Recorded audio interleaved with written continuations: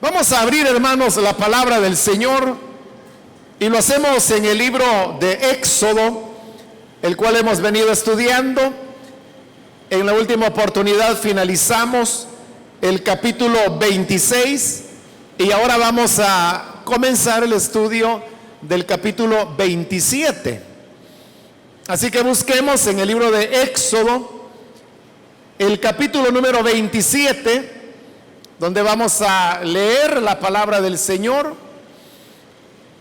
para continuar en este recorrido que estamos haciendo por este segundo libro de la Biblia. Dice la palabra de Dios en el libro de Éxodo, capítulo 27, del versículo número 1 en adelante: haz un altar de madera de acacia, cuadrado, de 2 metros con 30 centímetros por lado y de 1 metro con 30 centímetros de alto. Ponle un cuerno en cada una de sus 4 esquinas, de manera que los cuernos y el altar formen una sola pieza, y recubre de bronce el altar. Haz de bronce todos sus utensilios, es decir, sus portacenizas, sus tenazas, sus aspersorios, sus tridentes y sus braseros. Hazle también un enrejado de bronce con un anillo del mismo metal en cada una de las 4 esquinas. El anillo irá bajo el reborde del altar, de modo que quede a media altura del mismo. Prepara para el altar varas de madera de acacia y recúbrelas de bronce. Las varas deberán pasar por los anillos, de modo que sobresalgan en los 2 extremos del altar, para que éste pueda ser transportado.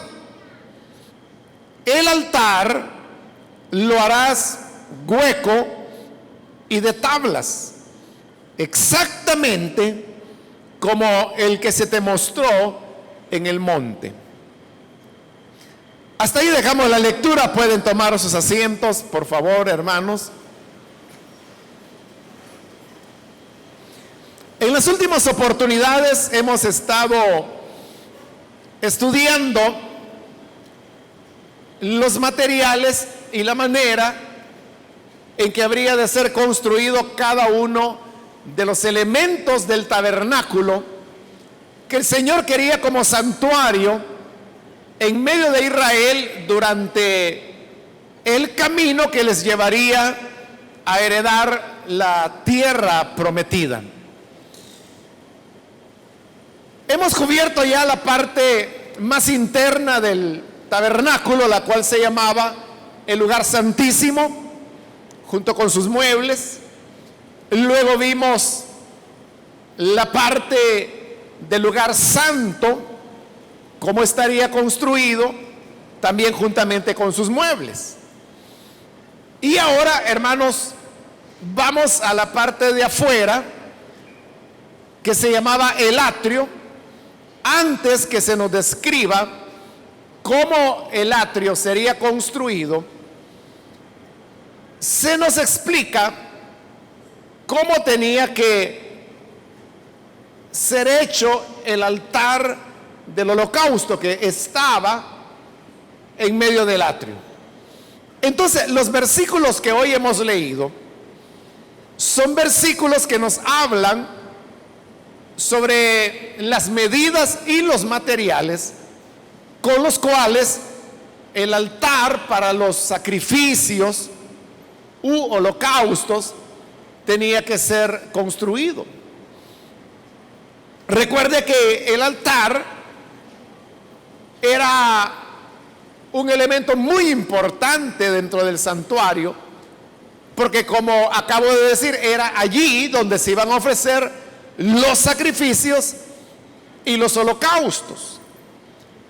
todo lo que era el rito de la ley de Moisés giraba en torno a los sacrificios y los holocaustos. Y por eso es que el altar tenía un lugar importante. Ahora, antes de entrar a ver los materiales y la manera en que tenía que ser construido el altar, quiero solamente recordarle lo que ya he dicho en otras ocasiones acerca de los tipos y de los antitipos. Y hemos descrito o explicado que un tipo puede ser un objeto, una persona o un acontecimiento que expresa una realidad espiritual que habría de venir posteriormente y que se revelaría ya en el Nuevo Testamento. Cuando hablamos entonces del significado de los materiales, cuando hablamos de medidas, cuando hablamos de la hechura que determinado mueble o cortina iba a tener, no es, hermanos, que estemos usando la fantasía o la imaginación, sino que se trata de identificar esos tipos que aparecen en la Biblia y que hemos explicado ya en otras ocasiones de dónde se originan.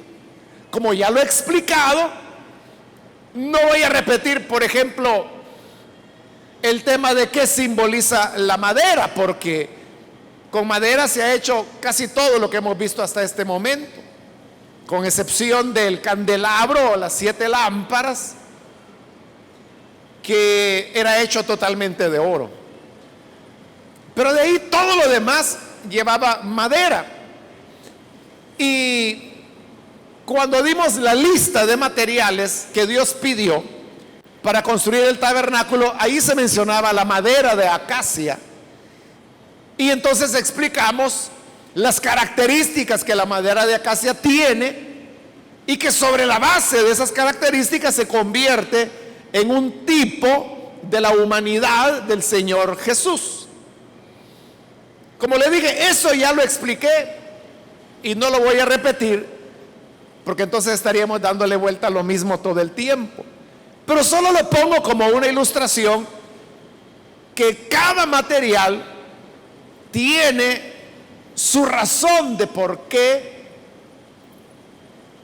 es un tipo de una realidad espiritual que habría de venir después. Habiendo aclarado eso, veamos entonces cuál era el significado tipológico que el altar del holocausto tenía. Comienza en el versículo 1 diciendo: haz un altar de madera de acacia.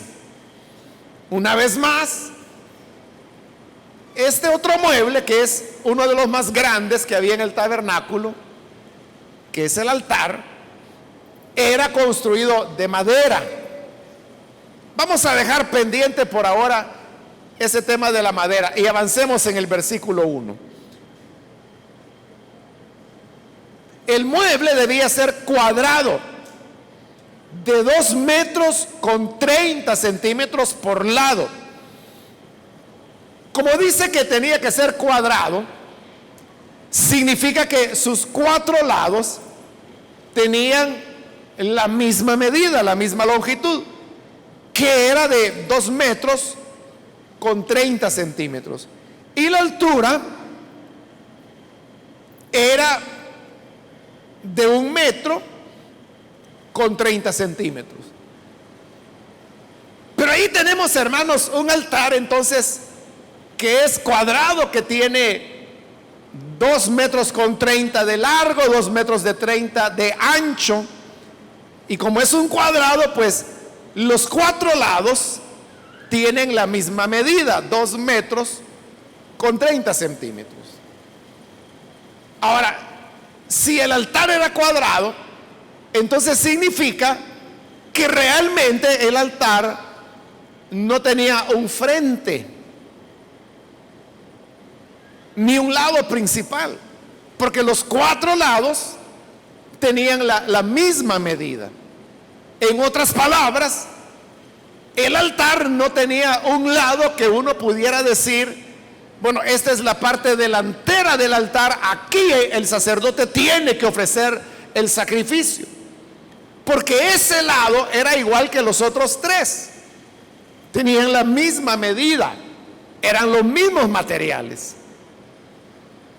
Entonces, el altar, en lugar de tener un lado que podríamos llamar el frente, en realidad lo que tenía era cuatro frentes o cuatro partes principales. Es decir, el sacerdote se podía colocar en cualquiera de los cuatro lados de ese cuadrado que era el altar, y donde quiera que él estuviera, ese era el frente del altar, porque los cuatro lados eran iguales. Ahí, hermanos, nosotros encontramos ya un tipo, bueno, sabemos que el altar del sacrificio obviamente es donde se ofrecían los sacrificios y los holocaustos, y sabemos que los sacrificios y los holocaustos hablan de la redención, del perdón de pecados. Eran los sacrificios sustitutorios. Pero cuando el altar no tiene frente, entonces significa que el altar estaba abierto a los cuatro puntos cardinales, y que por lo tanto las personas podían acercarse, los sacerdotes podían acercarse por cualquiera de los cuatro lados a ofrecer sacrificios, porque siempre iban a estar de frente al altar. Cada uno de los cuatro lados corresponde, hermanos, como ya lo dije, a los cuatro puntos cardinales. Ya se dijo anteriormente que el tabernáculo, su entrada principal, tenía que estar orientada hacia el oriente. Significa que había un lado del altar que también daba al oriente, pero consecuentemente había otro lado que daba al occidente, el otro lado al norte, el otro lado al sur. Entonces ahí tiene usted los cuatro puntos cardinales: norte, sur, oriente y occidente, oeste y oeste, como algunos le llaman. Así las cosas, significa, hermanos, que el altar mismo, al ser cuadrado, estaba dando una aceptación equitativa para todos los pueblos que quisieran venir a adorar. Después es cuando los judíos habrían de desarrollar en la deportación la costumbre de orar en dirección a Jerusalén. Pero vea, era porque ellos sabían que Jerusalén estaba en determinado punto, en esa dirección ellos oraban. Pero realmente al altar se podía llegar por cualquiera de los cuatro lados, o podríamos decir por cualquiera de los cuatro puntos cardinales, o para utilizar el lenguaje de los salmos, se podía llegar por cualquiera de las esquinas del planeta. Entonces, eso habla que el sacrificio era para todos, era ya un mensaje que de manera tipológica hablaba que un día el sacrificio sería para todas las naciones. Por eso es que cuando Jesús se encarnó para ofrecer su sacrificio y Juan el Bautista lo presentó diciendo: he aquí el Cordero de Dios que quita el pecado de Israel. Así dijo Juan, ¿verdad? No, no dijo así. Él dijo: he aquí el Cordero de Dios que quita el pecado del mundo. Y cuando Cristo consumó su sacrificio y resucitó al tercer día, Él envió a sus discípulos y les dijo: vayan, anuncien el evangelio a todas las naciones, hagan discípulos a todas las naciones, bautizándolas en el nombre del Padre y del Hijo y del Espíritu Santo. Los estaba enviando a todas las naciones, y eso era expresado, esa verdad, en manera de tipo, con el altar que tenía las mismas medidas. Versículo 2 continúa la descripción y dice: ponle un cuerno en cada una de sus 4 esquinas, de manera que los cuernos y el altar formen una sola pieza. Como ya se dijo que el altar era de madera de acacia, y dice que tenía que ser una sola pieza con el cuerno, entonces significa que el cuerno también era de madera de acacia. Es más, estaba esculpido, digamos, en la tabla de madera que había en cada uno de los 4 lados, y así es como surgían los 4 cuernos. Pero continúa el versículo 2 y dice: y recubre de bronce el altar. Es decir, el altar no solo era de madera, sino que ahora Dios le está instruyendo a Moisés que la madera tenía que estar cubierta de bronce. Y luego en el versículo 3 dice: haz de bronce todos los utensilios, es decir, sus portacenizas, que eran las herramientas que servían para sacar la ceniza del altar, sus tenazas, que servían para disponer la leña dentro del altar, sus aspersorios, que servían para hacer aspersión sobre la leña, el holocausto, sus tridentes, que también servían para acomodar la leña en el altar, o el cuerpo de los animales que se ofrecían en sacrificio, y sus braseros, que como el nombre lo dice era para recoger las brasas para determinadas ritos que en el libro de Levítico se van a describir. Entonces puede ver que no solamente estaba forrado de oro el altar, sino que todos los instrumentos que se utilizaban relacionados con el altar del sacrificio eran también de bronce. Pero mire, aquí viene algo interesante, y es que el altar era hecho de madera. Y más adelante en este libro de Éxodo vamos a encontrar que Dios le dijo a Moisés que en el altar debía haber fuego siempre. Eso es lo que se llamaba el continuo sacrificio. Es decir, que en el altar siempre había que haber fuego de continuo, porque de continuo se estaban ofreciendo sacrificios. Por eso es que había un sacrificio matutino, un sacrificio vespertino, porque aunque no llegasen personas a ofrecer sus sacrificios, lo cual pues no ocurría, pero si en alguna ocasión ocurría, por eso Dios había establecido que había un sacrificio matutino y otro vespertino, para que siempre hubiera fuego y olor grato delante de Dios que brotaba del altar. Pero aquí es donde viene el punto, hermano. ¿A quién se le ocurre hacer un altar donde va a haber fuego las 24 horas del día, los 365 días del año, o los 360 para el calendario lunar que tenían los hebreos, y de madera. Eso es como que usted dijera: voy a hacer un horno de madera, ¿no?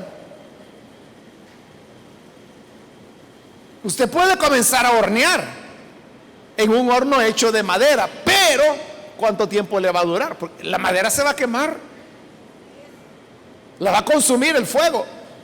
Entonces, ¿por qué Dios pide que el altar donde habrá fuego las 24 horas del día sea de madera? Muy fuerte y resistente podía ser la madera de acacia, y hemos descrito que así era. Pero el fuego es fuego, y sobre todo si va a estar encendido las 24 horas, no hay madera que lo aguante.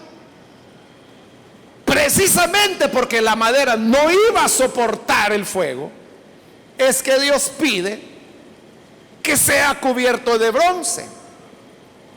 Entonces, el bronce viene a ser la capa protectora que va a soportar el fuego que estaría encendido las 24 horas del día, y que protegería la madera de ser quemada o carbonizada por el fuego que estaba ahí las 24 horas del día.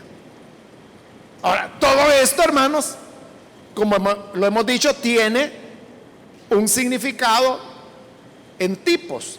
Y ya dijimos que la madera simboliza la humanidad del Señor Jesús. El fuego es el juicio de Dios, porque el sacrificio o el holocausto era consumido por el fuego con el fin que la justicia de Dios fuera vindicada. Entonces, el fuego es tipo del juicio de Dios, y el juicio de Dios hubiera acabado con la madera. Es decir, el juicio de Dios expresado en la ira de Dios hubiese acabado con la humanidad del Señor Jesús. No hay ser humano que pueda resistir la ira de Dios, porque Dios es un ser infinito, omnipotente, y así como Dios es grande, su ira también, ¿quién la podrá soportar? Le pongo un ejemplo. Un bebé que está en su cuna tiene alguna fuerza, porque si usted le pone los dedos al niño, ese es un reflejo, ¿no? Entonces el niño se agarra del dedo, incluso usted lo puede levantar y el niño no se suelta, y usted puede levantarle el cuerpecito y el niño no se suelta. Ese es un reflejo que tienen los niños recién nacidos. Tiene fuerza, porque mire, se puede sostener. Ese es como que si usted tuviera una barra y levantara su cuerpo. Exactamente eso es lo que el niño está haciendo. Pero yo le pregunto, ¿quién tiene más fuerza? ¿Ese bebé que puede sostener su cuerpo con sus bracitos, o un hombre de 30 años que levanta pesas y que es un boxeador profesional? ¿Quién tiene más fuerza? Es el adulto, ¿verdad? El niño tiene su fuercecita, pero el adulto tiene más fuerza. Ahora, imaginemos un disparate, pero que nos va a servir de ilustración. Imagínense que hay un combate donde el boxeador, nuestro boxeador campeón de 30 años, profesional, levantador de pesas, va a una pelea contra un bebé de un mes de nacido, y le ponen guantecitos al bebé. ¿quién cree que va a perder? Y usted sabe que hay boxeadores que con un golpe han matado, o sea, no estoy diciendo noqueado, han matado al oponente, que es otro adulto. El pobre niño, hermano, no va a volver por otra, lo va a acabar. Tal vez la ilustración que le estoy dando es un poco grotesca, ¿verdad? Pero de esa manera quiero ilustrársela, en el sentido de que el niño no puede soportar la ira de ese hombre. Y usted sabe que el boxeador trata de ir al combate cargado de ira, de enojo, porque eso le va a subir la adrenalina y va a ser un mejor boxeador. El bebé no va a soportar la ira del boxeador. De igual manera, no hay ser humano que pueda soportar la ira de Dios, porque Dios es más grande y más poderoso que cualquier boxeador, campeón mundial y lo que sea, ¿no? Si la ira de Dios viene contra una persona, hermano, esa persona está perdida. No soportará la ira de Dios. Por eso es que la humanidad del Hijo de Dios, expresada aquí en la madera, no soportaba el fuego. Entonces Dios dijo: cúbranla con bronce. Y esto significa, habla de la divinidad del Señor Jesús. Jesús no solamente fue un hombre que recibió la ira de Dios, no lo hubiera tolerado, dijimos ya, él hubiera sido destruido totalmente. Pero quien murió en la cruz no era un hombre. El que murió en la cruz fue Dios hombre. Porque uno solamente puede tolerar o soportar la ira de un igual. ¿Y quién puede tolerar la ira de Dios? Otro igual a Dios. Es la divinidad que está en el Señor Jesús, que lo hizo resistir. El fuego, ahí estaba, el fuego del juicio. Pero el bronce era como el escudo protector que recibía ese fuego día y noche, cada minuto, cada día del año. Todo el tiempo el fuego estaba ahí y el bronce soportaba para que la madera de acacia fuera preservada. Pero no significaba que la madera lo pasara bien. Ya puede usted imaginarse el calor que había internamente en el altar, forrado de bronce, pero por dentro madera. Esa madera, hermanos, no se consumía por el bronce, pero tenía que estar sometida a un suplicio permanente. Eso nos habla del sacrificio de Cristo, de cómo Él llevó sobre Él los pecados.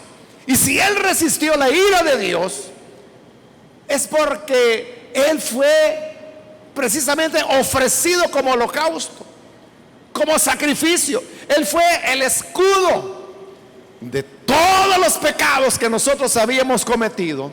No merecíamos otra cosa más que la ira de Dios. Pero entonces Cristo se puso como escudo y dijo: Padre, aquí atrás están estos, que caiga sobre mí tu ira, pero no sobre ellos. Y cayó sobre él. Y la ira de Dios es tan espantosa que por eso es que el Hijo de Dios en la cruz gritó y dijo: Dios mío, ¿por qué me has desamparado? Era porque la ira de Dios estaba sobre él en ese momento. Y antes de morir, dice la Biblia, que él dio un gran grito. Era un grito de dolor, y dice que después de eso entregó su espíritu.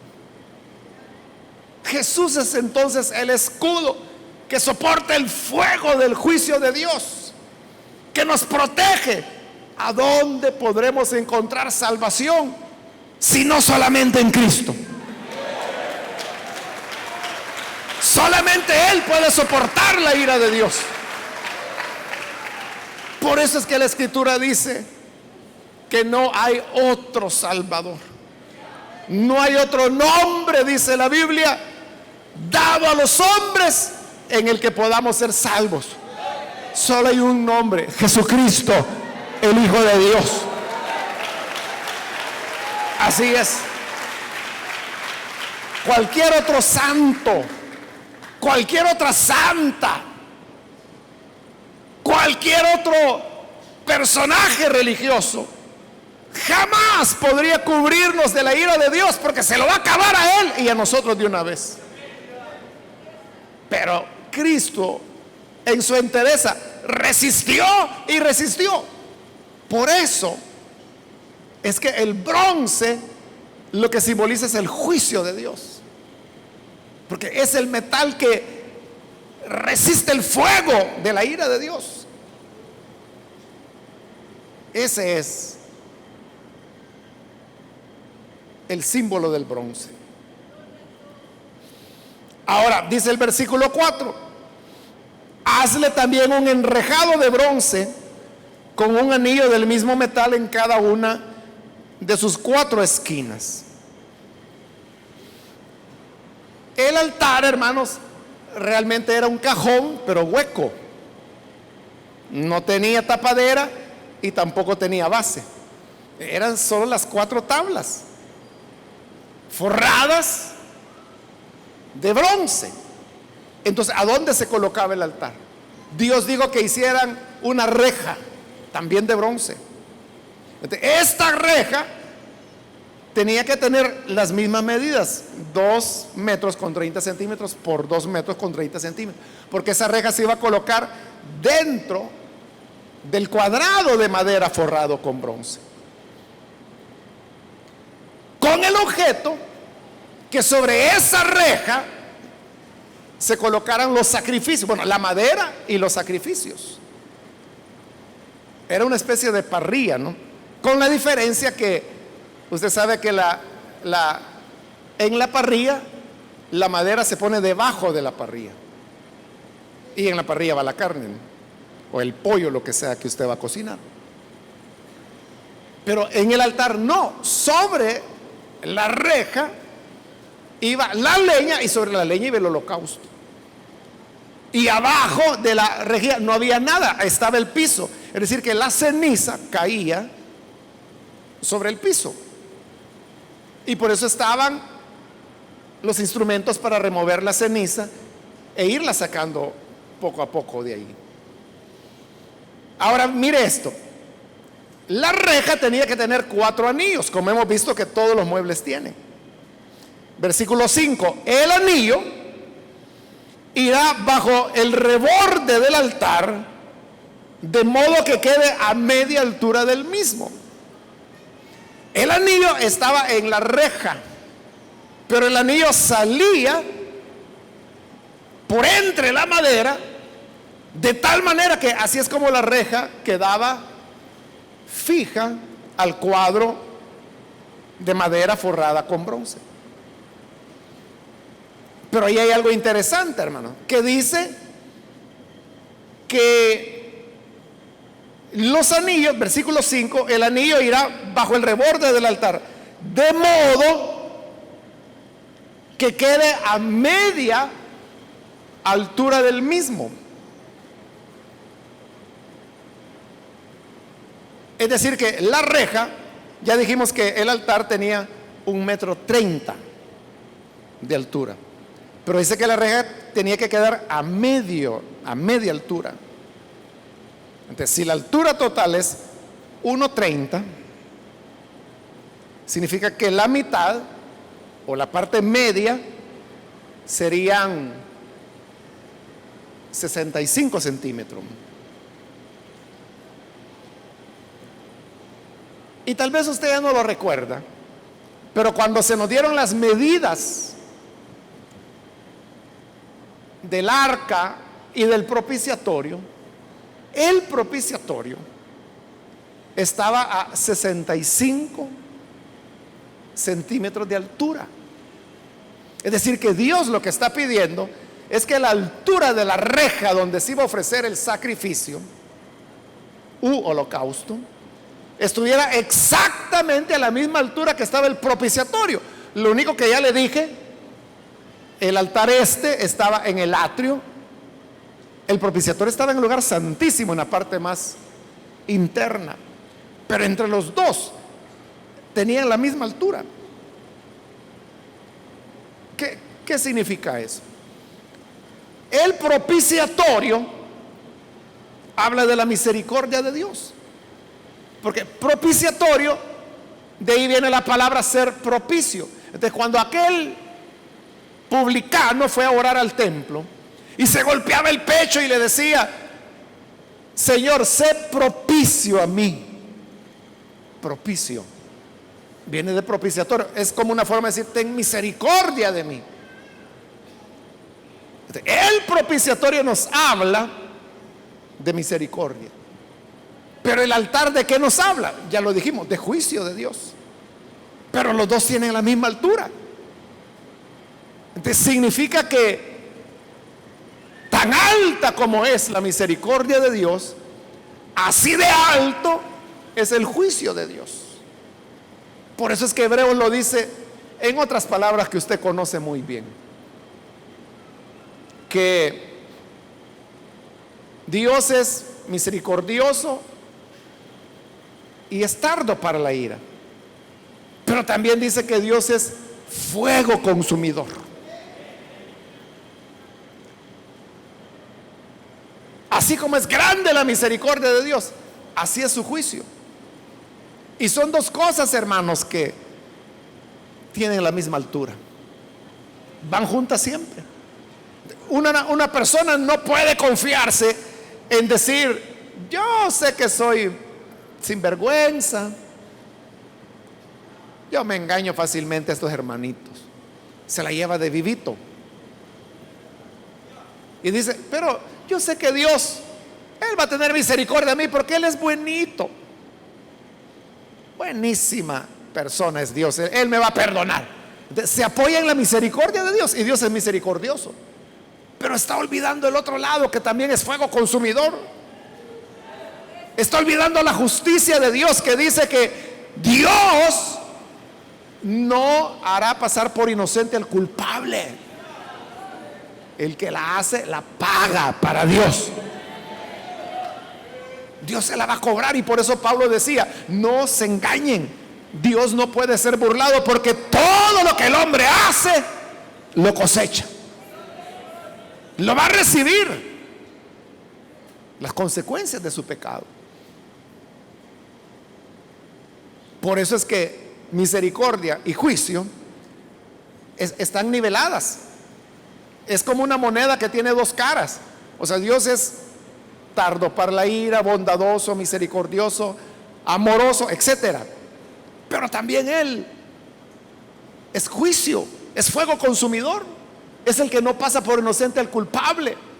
Es el que dice que su castigo no se tarda sobre aquellos que son desobedientes. Con Dios no podemos jugar, hermanos, porque es verdad que Él es amor, pero Él es justo también. Hay algunos que por el amor permiten la injusticia, pero Dios no, porque su amor, su misericordia y su juicio tienen exactamente la misma altura. Versículo 6: prepara para el altar varas de madera de acacia y recúbrelas de bronce. Las varas deberán pasar por los anillos, de modo que sobresalgan en los dos extremos del altar, para que éste pueda ser transportado. Y el versículo 8 son detalles que ya mencionamos. El altar lo harás hueco y de tablas, exactamente como se te mostró en el monte. Es decir, que el altar, igual que todos los muebles del tabernáculo, tenían las varas. Recuerde, eran 4 anillos en cada esquina del altar. Entonces venían las varas y se metían en esos anillos. Entonces, pero quedaba, hay un extremo de la vara y el otro extremo acá. Ese extremo servía para levantar el altar y colocárselo en los hombros. Lo más parecido en nuestro ambiente sería como una procesión, ¿verdad?, que la llevan en hombros. Entonces, igual, las varas era para cargar en hombros, en este caso, el altar. ¿Y por qué tenían que cargarlo en hombros? Porque el pueblo de Israel era un pueblo peregrino, y a donde iban, el tabernáculo tenía que ir con ellos. Pero hay un detalle adicional, y es que, como le dije, que el fuego del altar no debería apagarse nunca. Entonces, aún cuando iba siendo cargado sobre los hombros e iban en camino, el altar iba con fuego dentro de él. Como la parte de abajo era hueca, la ceniza iba cayendo en el camino y tenían que irle echando leña para mantener el fuego encendido, pero así lo transportaban. Eso también es un tipo que nos habla de la necesidad que todos los cristianos tenemos de recurrir al sacrificio ahora de Cristo para limpiarnos de nuestro andar, de nuestro peregrinaje sobre esta tierra. Es exactamente la misma enseñanza que Jesús les dio a sus apóstoles cuando allá en el cenáculo Él tomó el depósito de agua, la toalla, y comenzó a lavar los pies de los discípulos. Cuando llegó donde Pedro, Pedro le dijo: Señor, no me lavarás los pies jamás. Y Jesús le dijo: es que si no te lavo, no tendrás comunión conmigo. O sea, ¿por qué se lavaban los pies en esa época? Porque había mucho polvo en el camino. Había zapatos cerrados, pero no era tan cerrado como los zapatos que tenemos ahora. Y la mayor parte de gente no usaba zapatos cerrados, sino que era sandal. Se les empolvaban los pies en el camino. Entonces Jesús le dijo: si no te lavo los pies, no tendrás comunión conmigo. Entonces Pedro dijo: si de lavarme los pies depende mi comunión contigo, entonces no solo los pies, sino que las manos y la cabeza también, Señor, lávamela. Y Jesús le dijo: no, tampoco te emociones, porque le dijo el Señor: el que está lavado ya no necesita que se lave más, solamente los pies. Es decir, el que ya fue lavado con la sangre de Cristo está limpio de sus pecados. Está ya lavado todo. Pero como todavía andamos en esta tierra, todavía vivimos en el planeta, ¿no? Entonces, en nuestro andar, nuestros pies se van ensuciando. Es decir, en la vida diaria nos manchamos con el pecado por diversas razones. Por las presiones de la vida, porque reacciona con enojo, o reacciona de manera pecaminosa, o porque vio algo en la calle que le despertó algún deseo impuro, o tuvo que decir una mentira para escapar de una situación. Ese es el polvo que se va acumulando en los pies, del cual hay que limpiarse, porque el Señor dijo: si no te lavo, no vas a tener comunión conmigo. El altar iba con ellos en su peregrinaje, porque al igual que nosotros, en nuestro peregrinaje, en nuestra vida, en nuestro andar de la vida, necesitamos continuamente ir lavándonos con la sangre de Cristo. no bañándonos de nuevo porque ya la sangre ya nos limpió, pero sí lavar los pies para limpiarnos de las impurezas del día a día. Y cuando nos limpiamos de esas impurezas diarias, entonces es cuando tenemos plena comunión con el Señor. Hay gente que hace lo contrario, que dice: es que, hermano, fíjese que, ay, no sé qué me pasó, pero fíjese que yo dije una mentira y me siento tan mal de haber dicho esa mentira que hoy mejor no voy a ir a la iglesia y ni voy a orar porque vergüenza me da orarle al Señor. Entonces se va a quedar con los pies sucios. Es lo contrario. Cuando usted ha fallado de alguna manera, es cuando más pronto que nunca usted tiene que buscar al Señor y decirle: Señor, por favor, lava mis pies,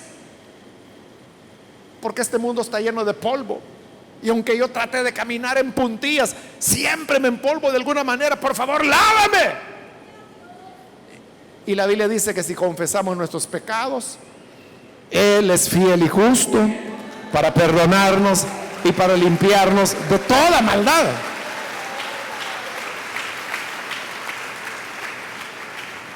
Por eso es que el altar siempre viajaba con Israel. Y por eso es que la sangre de Cristo siempre está fresca. Si 1000 veces usted cae, 1000 veces vuelva a pedir al Señor que le lave los pies. Y si usted me dice: y si Dios se cansa y se aburre, usted es el que se va a aburrir, Dios no. Porque eso es lo que Dios quiere: la honestidad de nuestra parte de reconocer que fallamos una vez más, y al venir ante Él, la sangre de Jesucristo nos limpia y nos renueva, y podemos seguir caminando. Amén.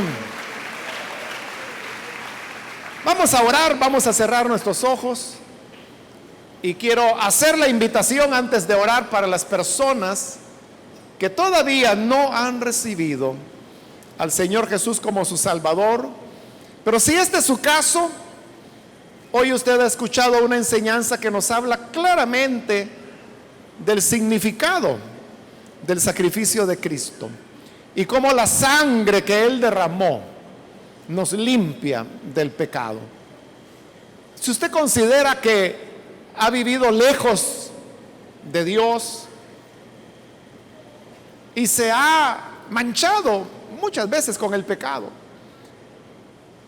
Cristo, el Dios hombre, fue a la cruz, y por ser Dios hombre, Él pudo soportar el fuego del juicio de Dios, y así resistió.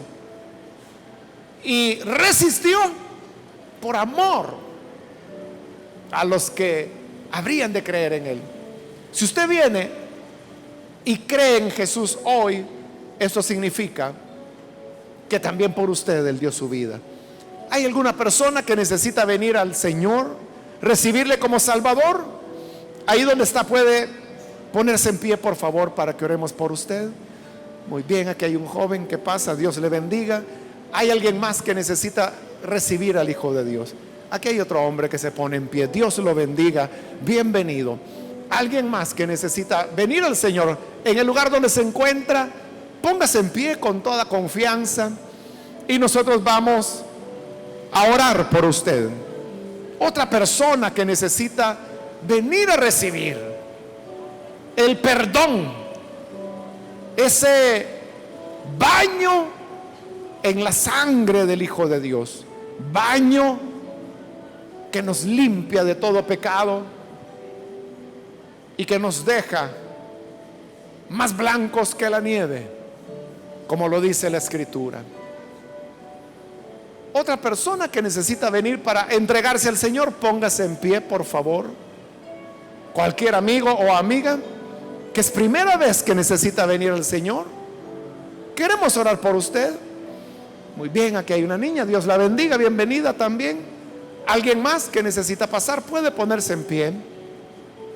Acérquese, queremos orar por usted. ¿Hay alguna otra persona? ¿Alguien más? Yo le invito para que no deje pasar este día y aproveche que la gracia de Dios está abierta.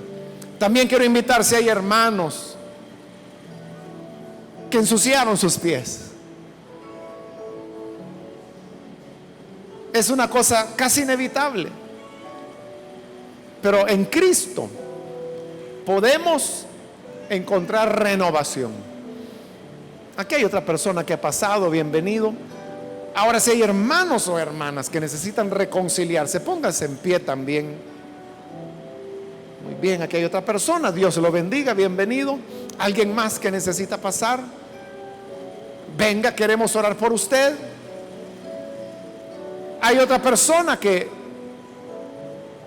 hoy anhela, necesita que el Señor le perdone. Él dijo: si no te lavo, no tendrás parte conmigo. Pero hoy la sangre del Hijo de Dios está fresca como una fuente para lavar tus faltas, tus pecados. ¿Quieres reconciliarte? Ponte en pie. Ponte en pie y vamos a orar por ti. Cualquier otro amigo, amiga que necesita venir y reconciliarse. Muy bien, aquí hay otra persona, Dios le bendiga, bienvenida. ¿Alguien más? Muy bien, ahí hay otra persona, Dios lo bendiga, bienvenido. ¿Alguien más? Puede ponerse en pie y queremos orar por usted para que la gracia del Señor le alcance. ¿Hay alguna otra persona? Estoy ya por finalizar la invitación, pero si hay alguien más que necesita venir al Hijo de Dios por primera vez o necesita reconciliarse, póngase en pie, porque esta ya fue la última invitación que hice. Aprovéchela.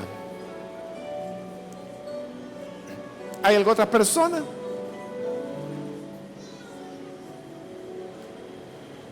Este fue ya el último llamado, fue la última invitación.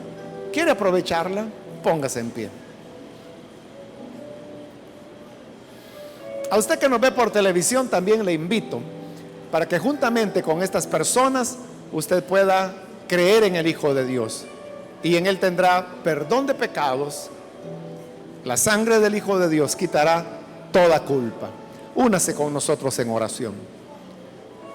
Padre, te damos las gracias por las personas que están aquí al frente, como también aquellos que a través de televisión o radio y cualquier otro medio que tú permitas para que esta palabra pueda llegar y que hoy se unen a esta oración, puedan ser perdonados, puedan ser salvados, puedan ser libres por la sangre que tú derramaste, porque tú resististe el juicio por el pecado.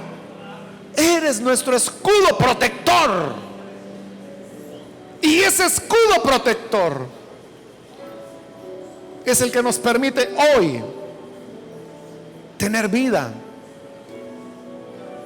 y esta vida queremos dedicarla a ti, Señor, a tu servicio, a todo aquello que a ti te agrade, a todo aquello a lo que tú nos envíes. Hemos de ir según tu bondad y tu misericordia. Gracias, Señor, por ser nuestro Redentor. Amén y amén. Amén, bendito sea el Señor. Damos la bienvenida a las personas